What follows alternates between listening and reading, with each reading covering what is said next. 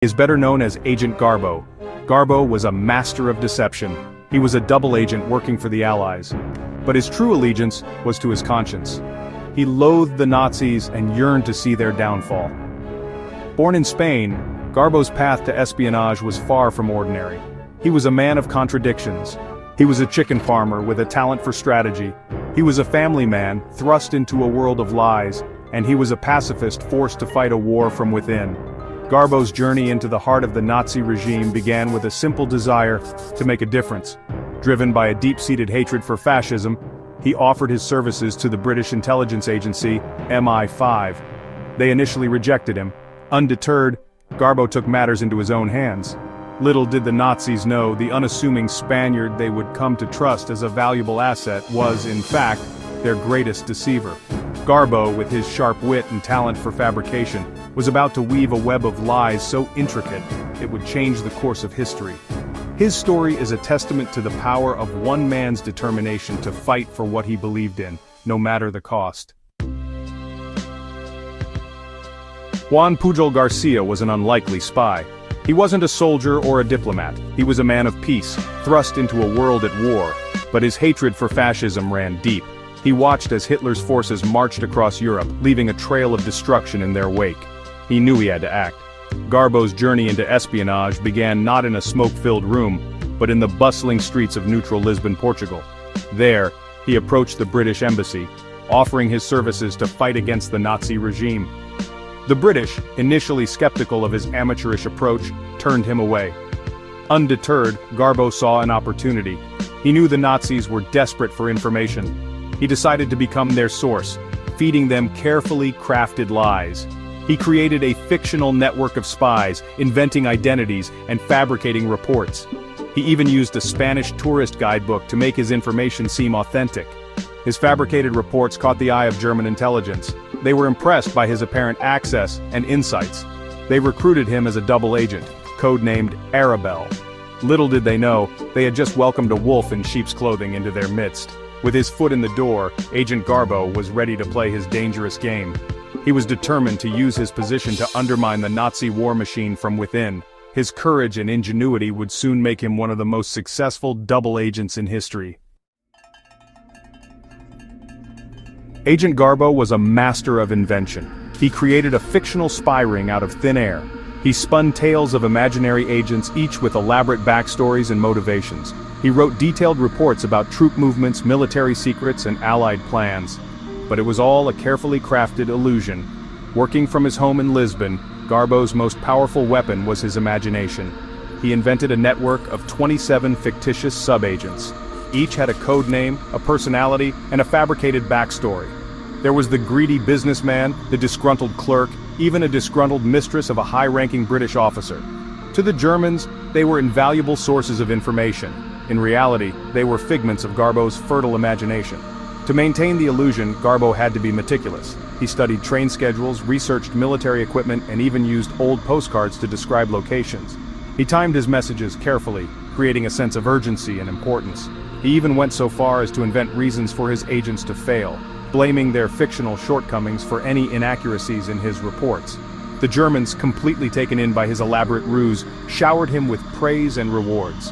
They had no idea that the man they believed to be their star agent was, in fact, their greatest enemy. Garbo, with each fabricated report, tightened the noose around the Nazi war machine, all the while maintaining a cool head and an unwavering commitment to his perilous mission. As the war raged on, the Allies planned a massive invasion of Nazi-occupied France. It was codenamed Operation Overlord, but we know it as D-Day. The success of the invasion depended on secrecy and surprise. The Allies needed to mislead the Germans about the timing and location of the attack, and Agent Garbo was about to play a pivotal role in this grand deception.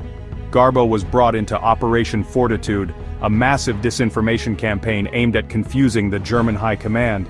His mission convinced the Germans that the D-Day landings were a mere diversion. The real invasion, he would claim, was planned for a different location, at a later date.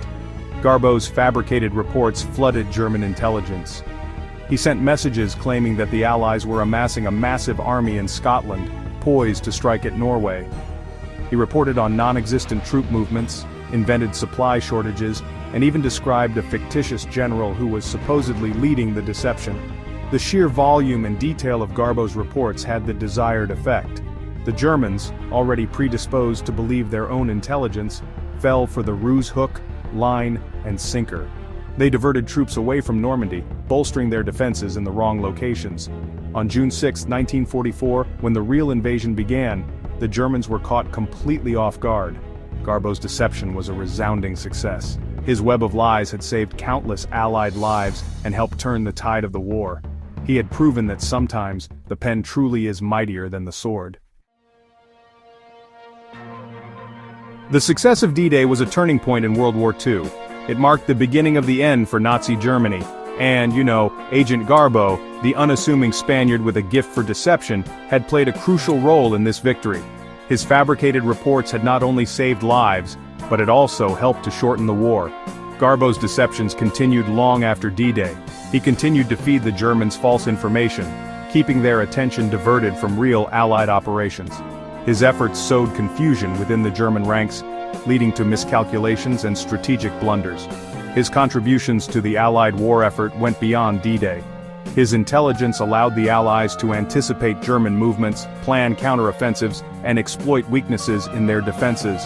Garbo's web of lies had become a strategic advantage, crippling the Nazi war machine from within. Garbo's courage and cunning had a profound impact on the war. He had risked his life to fight for freedom and justice, and his actions had helped to liberate Europe from Nazi tyranny. He proved that even in the darkest of times, one person's determination and ingenuity can make a difference. As the war drew to a close, Agent Garbo faced a new danger. His deception had made him a marked man. The Nazis, if they ever discovered his true identity, would stop at nothing to exact their revenge. To protect himself and his family, Garbo had to disappear. He had to become a ghost. With the help of his British handlers, Garbo staged his own death. He traveled to Angola, then a Portuguese colony, under the pretense of contracting a deadly tropical disease. The news of his demise was carefully leaked to the Germans. They, none the wiser, mourned the loss of their star agent. But Garbo's disappearance was more than just self-preservation. It was also an act of love. He had a wife and children, and he knew that his past could endanger them. By vanishing, he was ensuring their safety. He was giving them a chance at a normal life, free from the shadows of war and espionage. Faking his death was a heartbreaking decision for Garbo. It meant leaving behind everything he knew and loved. But it was a sacrifice he was willing to make for the greater good. He would rather live in obscurity than risk the lives of those he held dear. After staging his death, Juan Pujol Garcia, the man the world knew as Agent Garbo, lived the rest of his life in anonymity. He settled in Venezuela, where he built a new life for himself and his family. He worked as a bookstore owner, a language teacher, and even a tour guide. But his past remained a closely guarded secret. Garbo's wife and children remained unaware of his wartime exploits for years. He couldn't risk telling them the truth. The danger of exposure was too great, so he carried the burden of his secret alone, living a double life, even within his own home. The price of secrecy was high. Garbo lived with the constant fear of being discovered. He missed his homeland, his friends, and the recognition he deserved for his wartime service. But he never regretted his decision to protect his family. Garbo's story is a reminder that the true heroes often operate in the shadows. They make sacrifices that we may never know about, all in the name of duty and love. Their stories deserve to be told, even if their identities must remain hidden. Agent Garbo's story remained largely unknown for decades after the war. It was not until the release of classified documents that the world learned the true extent of his deception and the crucial role he played in Allied victory. His legacy as one of the most successful double agents in history is undisputed. His story is a testament to the power of human ingenuity, courage, and the unwavering belief in a cause. He demonstrated that even in the darkest of times, one person can make a difference. Garbo's story continues to fascinate and inspire. His life is a reminder that truth can be stranger than fiction, and that sometimes the most unlikely heroes are the ones who change the course of history. His legacy lives on, not only in the annals of espionage but also in the hearts of those who believe in fighting for freedom and justice, no matter the cost. Agent Garbo's story is just one of many incredible tales from the past that continue to shape our present. If you found this captivating, then you're in the right place.